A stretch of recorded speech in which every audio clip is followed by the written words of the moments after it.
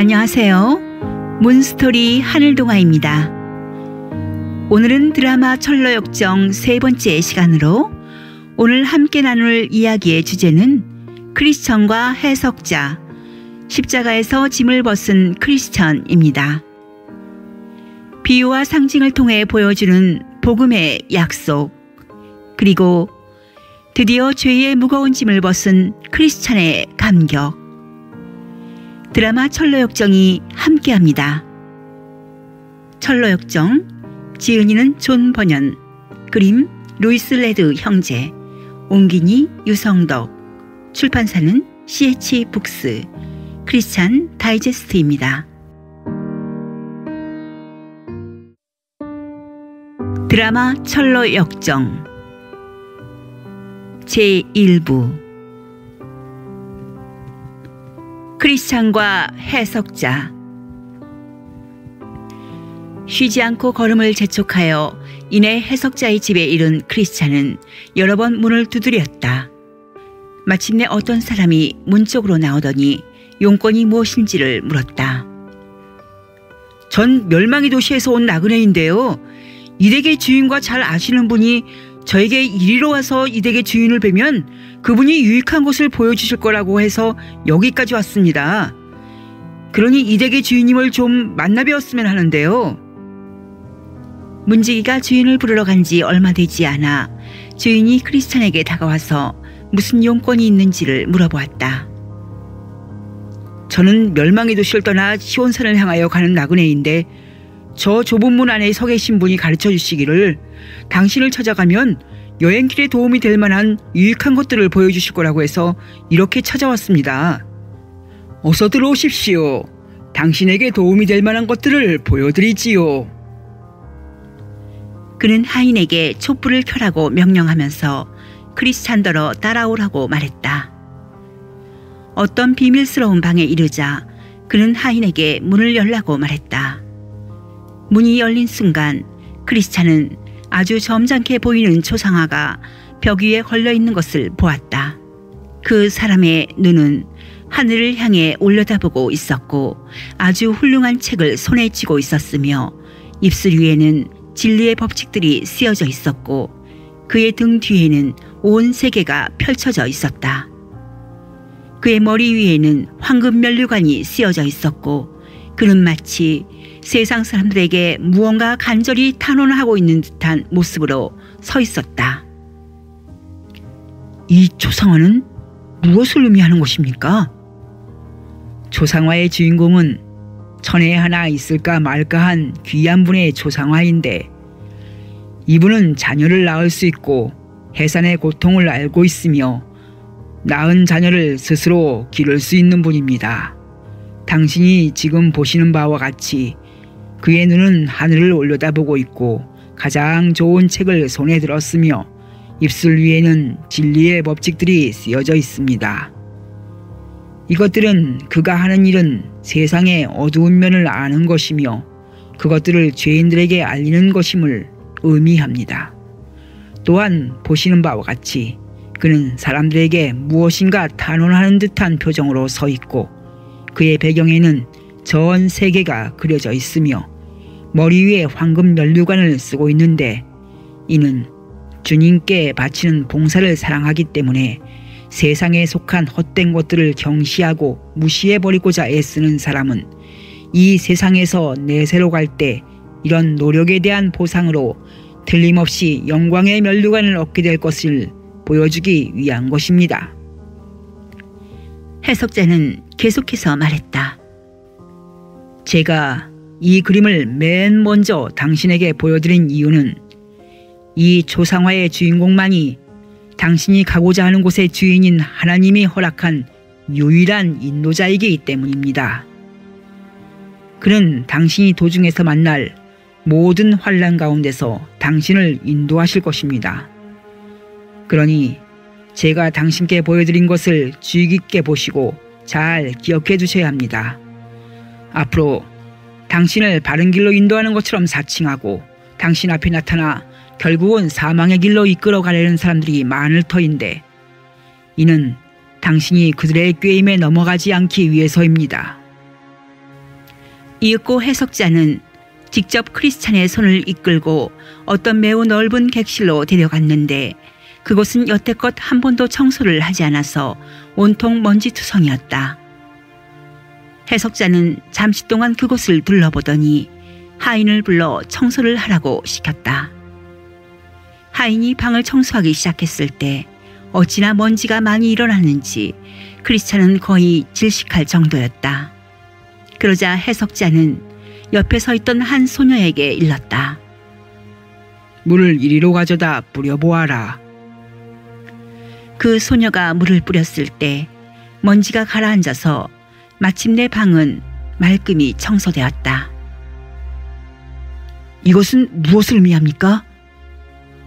이 객실은 복음의 달콤한 은혜로 성화된 일이 한 번도 없는 인간의 마음입니다. 먼지는 인간의 원죄를 의미하며 또 모든 인간을 이렇게 만드는 내면의 부피를 의미합니다. 처음 이 방을 쓸기 시작한 사람은 율법입니다. 그리고 다음에 물을 뿌려준 아가씨는 복음입니다. 당신도 잘 보셨다시피 처음에 율법이 방을 쓸기 시작하자 먼지가 일어나 온 방을 채웠기 때문에 방이 깨끗해지기는커녕 더 더러워지고 당신은 거의 질식해버릴 지경이었지요. 이는 율법이라는 것이 죄를 발견하고 금지시키기는 하지만 아예 죄를 뿌리 뽑지는 못하기 때문에 인간의 마음을 청소하려 들다가는 오히려 영혼의 죄를 소생시키고 힘을 돋우어 더 증가하게 만들 뿐이라는 것을 당신에게 보여드리기 위한 것입니다. 다음으로 한 소녀가 방에 물을 뿌리고 난 뒤에 청소를 하니까 아주 기분 좋게 깨끗해졌습니다. 이것은 복음이 인간의 마음에서 어떤 역사를 하는지 보여주는 장면입니다. 소녀가 마루에 물을 뿌려 모든 먼지를 가라앉힌 것처럼 죄는 사라지고 건절되었습니다. 영혼도 믿음으로 정결하게 되어 영광의 왕이 기거하시기에 합당한 장소로 변화됩니다. 그때 나는 꿈속에서 해석자가 크리스찬의 손을 잡고 그를 어떤 작은 방으로 인도해 가는 것을 보았다. 그곳에는 두 소년이 각기 의자 위에 앉아 있었는데 그중 나이가 많은 소년의 이름은 욕망이고 나이 어린 소년의 이름은 인내였다. 욕망은 매우 불만스러운 표정으로 앉아 있었으나 인내는 매우 조용하고 침착한 표정이었다. 욕망이 불만을 품고 있는 이유가 무엇입니까? 하고 크리스찬이 묻자 해석자가 말했다. 그 소년들의 아버지가 가장 좋아하는 선물들을 그들에게 갖다 줄 테니 내년 초까지만 기다리라고 했지요. 그런데 욕망은 지금 당장 달라고 하고 인내는 기꺼이 기다리고 있는 중입니다. 그러자 어떤 사람이 보물 한 자루를 짊어지고 욕망에게로 다가와서 그것들을 그의 발 아래에 쏟아놓는 것을 보았다. 욕망은 그것을 집어들어 제멋대로 낭비하고 즐기면서 인내를 비웃고 조롱하였다. 그러나 얼마 되지 않아서 욕망은 모든 것을 낭비해버리고 남은 것이라고는 누덕누덕 기운 누더기 조각들 뿐이었다. 이것은 무엇을 의미하는지 좀 더 자세히 설명해 주십시오. 이 두 소녀는 상징적인 인물들입니다. 욕망은 현세의 인간들을 상징하고 인내는 내세의 인간들을 상징하고 있습니다.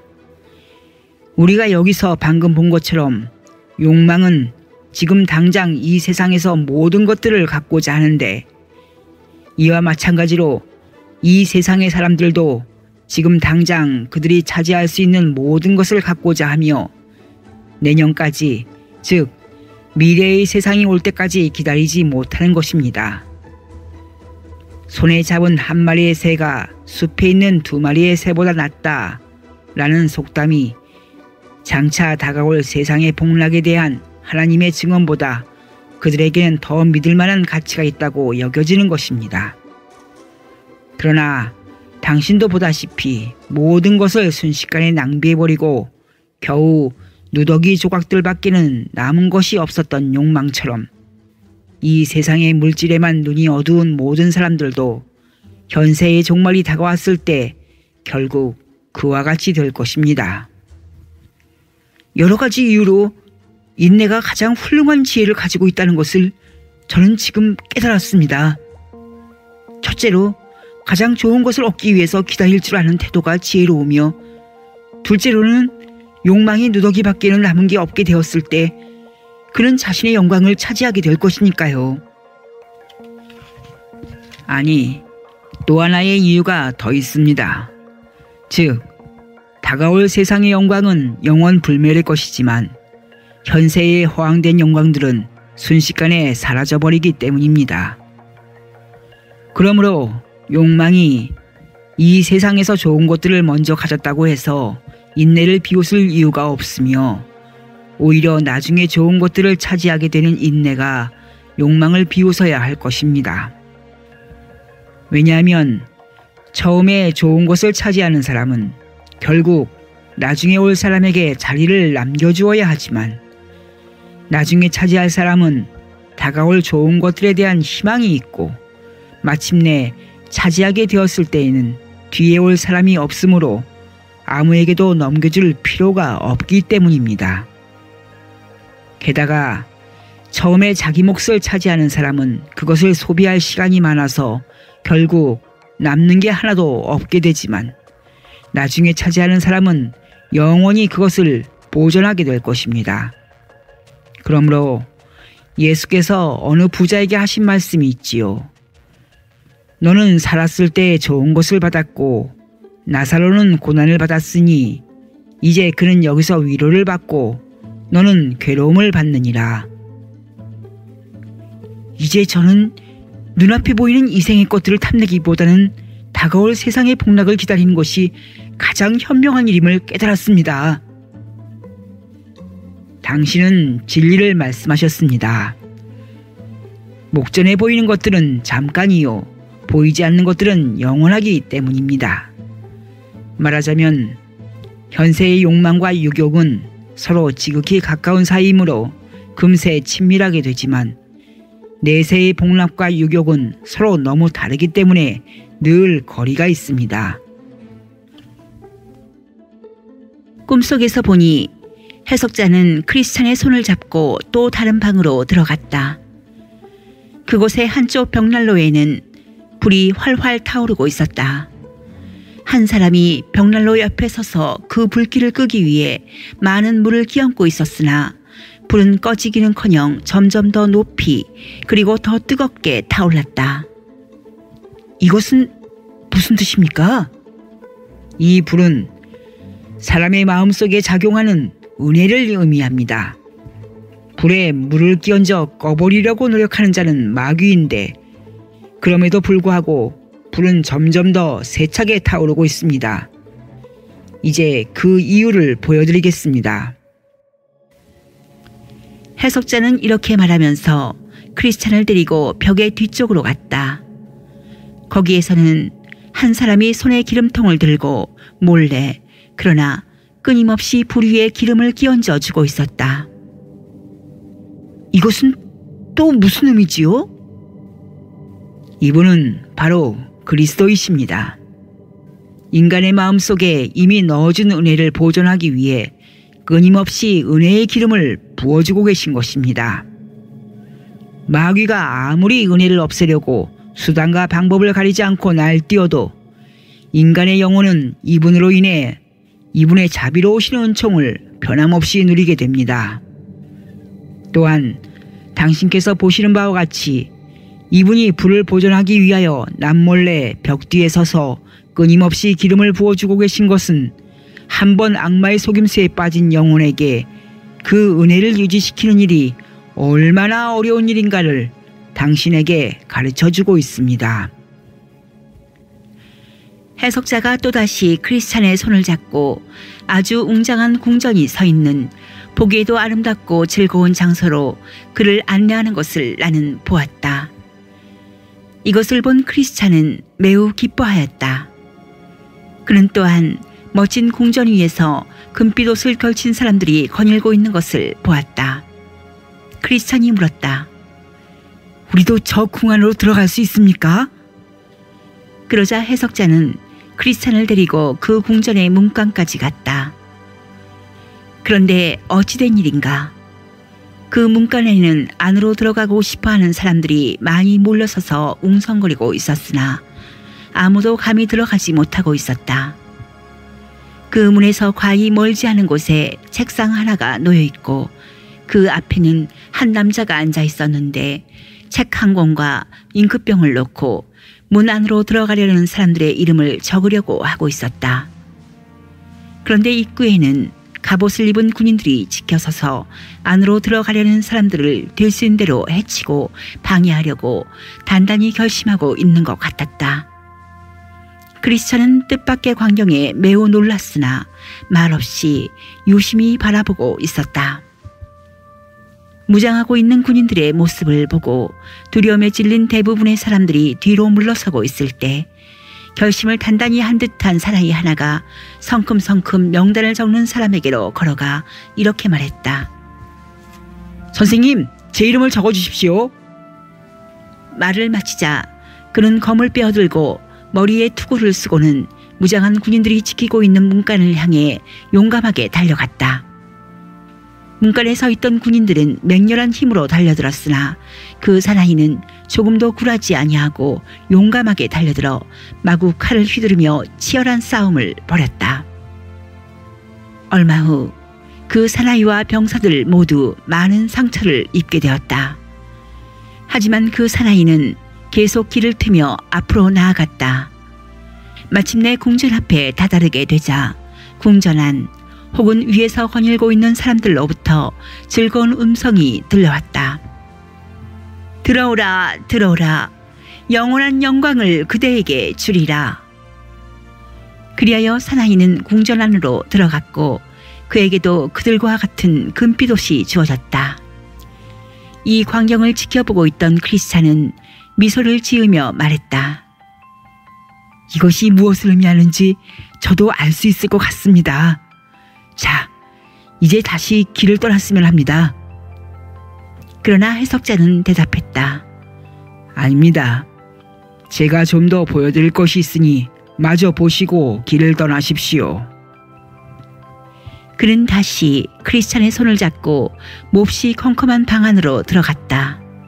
그 방 안에는 쇠창살이 달린 감방이 하나 있었고 그 감방 안에는 한 사나이가 앉아 있었는데 그 사나이는 깊은 슬픔에 젖은 표정을 하고 팔짱을 낀 채 가슴을 쥐어뜯는 듯한 깊은 한숨을 내쉬면서 땅바닥만 바라보고 있었다. 이것이 무엇을 의미하는 것인가요? 하고 크리스찬이 물었을 때 해석자는 직접 물어보라고 말해주었다. 크리스찬은 그 남자에게로 다가가서 물었다. 당신은 누구십니까? 그 남자가 대답했다.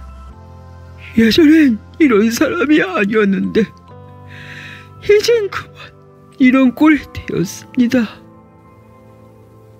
그렇다면 전에는 어떤 사람이었습니까? 그전에는 제 자신은 물론 사람들에게도 인정받는 훌륭한 신자였고 박식한 사람이었지요. 그 당시만 해도 틀림없이 하늘나라에 갈 수 있다고 믿고 자신하면서 그런 생각을 할 때마다 기뻐하곤 했지요. 그런데 지금은 도대체 어떻게 됐다는 말씀입니까? 이젠 절망의 인간이 되어버린 채 이 세상살 감방 안에 갇혀 난 아무데도 나갈 수 없게 되었습니다. 이젠 나갈 수가 없어요. 그런데 어쩌다가 이렇게 되었습니까? 항상 깨어 근실하지 못하여 세상적 정욕이 제 목을 얽어매었고 마침내 말씀의 빛과 하나님의 선하심에 거역하는 죄를 지었습니다. 제가 성령을 거스르고 슬프게 했기 때문에 성령이 제게서 떠나버렸습니다. 뿐만 아니라 마귀의 욕에 빠져 마귀를 제 마음 안에 들어오게 했습니다. 제가 늘 하나님을 거역하고 노엽게 했으므로 하나님께서는 마침내 저를 떠나셨고 제 마음도 이미 너무나 굳어져 있었기 때문에 저는 회개할 수도 없게 되었습니다. 이 말을 듣고 나서 크리스찬은 해석자에게 물었다. 이런 사람에게 이제는 전혀 희망이 없습니까? 그러자 해석자는 그에게 직접 물어보시오 하고 대답해 주었다. 이 무시무시한 절망의 감방 속에서 벗어날 수 있는 희망이 없습니까? 예, 이젠 없어요. 전혀 없습니다. 왜요? 찬송받으실 하나님의 아들은 매우 인자하시지 않습니까? 저는 제 자신의 정욕을 위해 그를 십자가에 다시 못 박은 죄인입니다. 저는 그분의 인격을 경멸했고 그분의 의로우심마저도 경멸했습니다. 또한 그분의 피를 부정한 것으로 생각했고 그 은혜의 성령을 욕되게 했습니다. 그리하여 마침내 저는 모든 언약으로부터 스스로 마음을 닫아버림으로써 결국 모든 은총을 잃고 버림받게 되었습니다. 지금 제게 남아있는 것은 맹수가 저를 집어삼킬 듯한 위협, 확실한 심판과 원수로서 저를 태워 죽을 듯한 가혹한 분노의 위협과 두려움만이 있을 뿐입니다. 도대체 어떤 일로 인해서 이런 비참한 지경에 이르게 되었습니까? 이 세상의 정욕과 쾌락과 헛된 부귀영화 때문이었습니다. 이런 것들을 향유하면 많은 즐거움과 행복을 얻게 되리라고 그때는 믿고 있었지요. 그러나 이제는 그 모든 것들이 무시무시한 독충들이 되어 저를 물어뜯고 삼켜버리려 하고 있습니다. 그렇지만 지금이라도 회개하면 돌이킬 수 있지 않을까요? 하나님께서는 이제 저의 회개를 받아들이지 아니하시며 그의 말씀은 더 이상 제게 믿을 수 있는 용기를 주지 않습니다. 그렇습니다. 하나님께서 직접 저를 이 철의 감방 안에 가두셨으니 세상의 어느 누구도 나를 새창살 밖으로 내보낼 수가 없지요.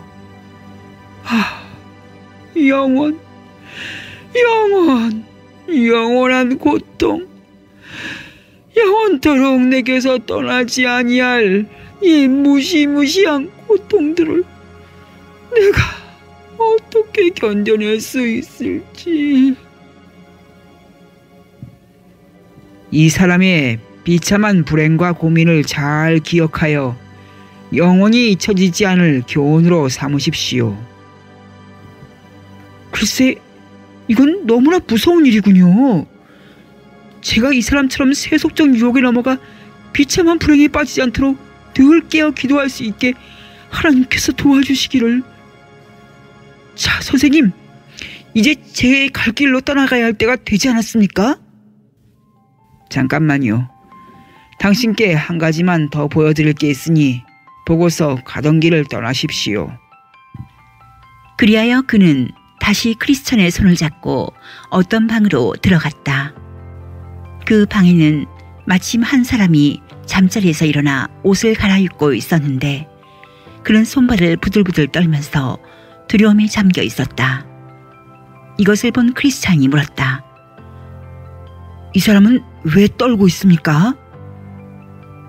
해석자는 그 떨고 있는 사람에게 직접 이유를 크리스찬에게 설명해 주라고 말했다.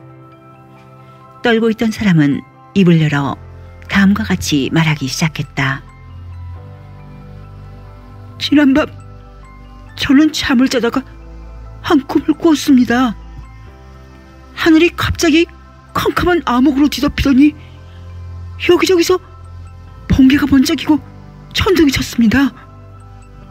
그래서 저는 공포와 슬픔에 잠기게 되었지요. 하늘을 올려다보니 구름이 놀라운 속도로 날아오고 있었는데 나팔 소리가 요란하게 울리면서 구름 위에 한 사람이 앉아 수천 명의 시중을 받고 있었습니다. 그런데 그들 모두가 불길에 휩싸여 있었고 하늘도 역시 온통 타오르는 불길로 가득 차 있었습니다. 그때 한 우렁찬 목소리가 울려나오면서 죽은 자들아 깨어 일어나 심판받으러 오라 이렇게 외치는 것을 들었습니다.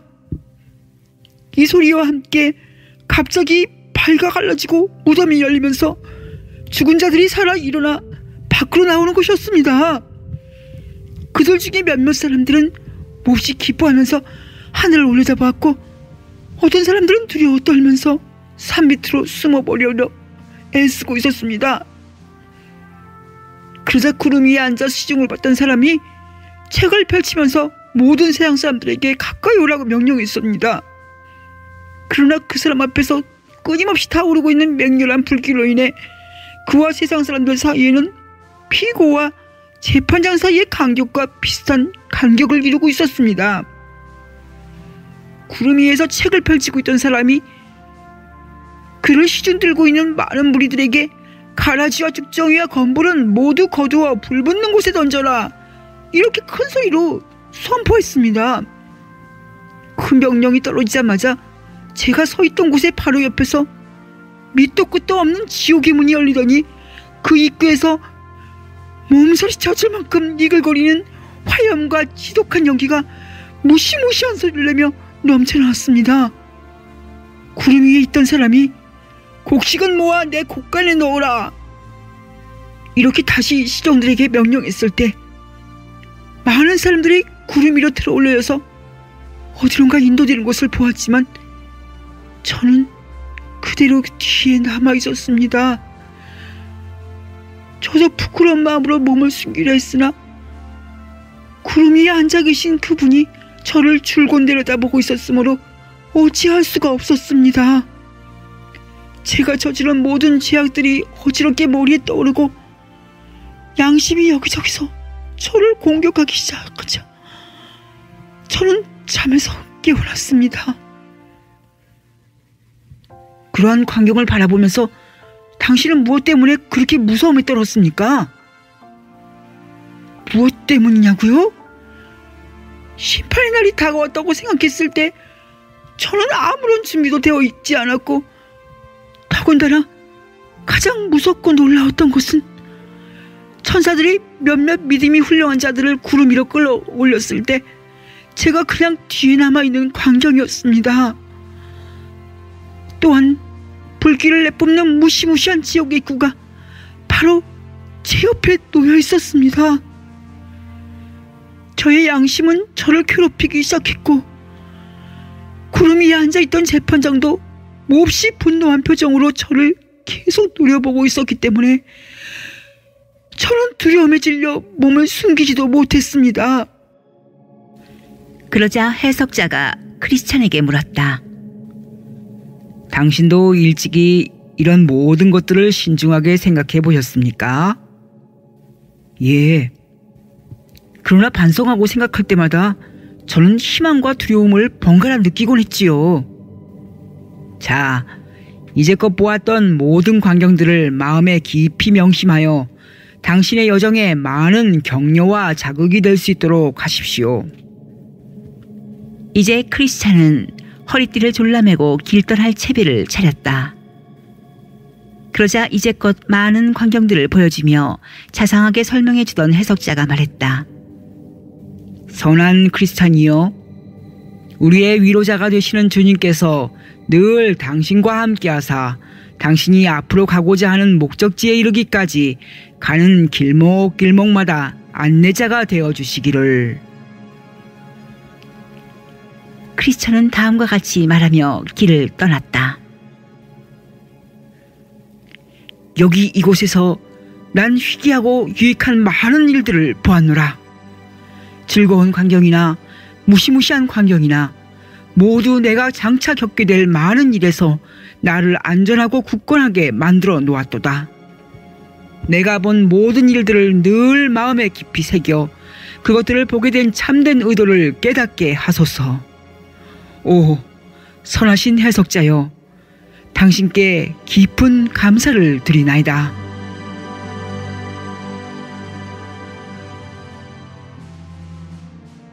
십자가에서 짐을 벗은 크리스천. 그때 나는 꿈속에서 크리스찬이 올라가고자 하는 길 양쪽에 높은 울타리가 둘려 있는 것을 보았는데 그 울타리의 이름은 구원이었다. 등에 무거운 짐을 지고 있는 크리스찬은 이 길을 달려 올라가는 동안 무척 고통스러워하는 것 같았다. 그러나 그는 쉬지 않고 계속 뛰어가서 마침내 한 언덕바지에 이르게 되었는데 그곳에는 십자가가 서 있었고 조금 떨어진 아랫부분에는 무덤이 입을 딱 벌린 채 놓여 있었다. 크리스찬이 십자가 위로 막 올라가려는 순간 짐이 그의 어깨로부터 풀어져 등에서 벗겨지더니 계속 미끄러져 내려와 마침내 무덤의 입구 속으로 굴러떨어져 다시는 보이지 않게 되었다. 이것을 본 크리스찬은 무거운 짐을 벗어버린 홀가분함과 즐거움에 넘치는 마음으로 이렇게 말하였다. 주께서 괴로움을 당함으로 내게 평안을 주셨고 주께서 목숨을 버리사 내게 영생을 주셨나이다. 십자가 앞에 이르자마자 그토록 무거웠던 짐을 벗어던지고 몸이 홀가분하게 된 크리스찬은 무척 놀란 모습으로 한동안 우두커니 서서 신기하다는 듯이 여기저기를 바라보았다. 그는 기쁨에 넘쳐 머릿속에 샘물이 터지면서 눈물이 흘러내려와 뺨을 촉촉히 적시는 것도 느끼지 못한 채 십자가를 바라보고 또 바라보며 서 있었다. 이처럼 눈물을 흘리며 십자가를 바라보고 서 있을 때 광채를 바라는 세 사람이 다가와 인사를 했다. 평안할지어다. 그 중에 첫 번째 사람은 당신의 죄는 사함을 받았습니다. 라고 말해주었고 두 번째 사람은 크리스찬의 더러운 누더기 옷을 벗기고 깨끗한 새 옷으로 갈아입혀 주었으며 세 번째 사람은 크리스찬의 이마에 표를 달아주면서 봉인된 두루마리 한 개를 그에게 건네주었다. 그는 크리스찬에게 길을 가면서 두루마리에 적힌 내용을 읽고 천국문에 이르렀을 때 그것을 제시하라고 말해주고는 다른 두 사람과 함께 떠나가 버렸다. 그러자 크리스찬은 기쁨에 못 이겨 서너 번 껑충껑충 뛰고 나서 노래를 부르며 길을 떠났다. 지금까지 난 무거운 죄의 짐을 지고 다녔다네. 이곳에 오기 전까지는 내 슬픔과 고통의 짐을 벗지 못하였는데 이곳은 얼마나 좋은 장소인가. 여기서부터 내게 참된 행복이 시작되려나. 여기서부터 내 등에 무거운 짐을 벗어던지려나. 여기서부터 나를 묶어놓았던 고통의 사슬이 끊어지려나. 날 위해 수치를 받으신 그분을 찬양하라.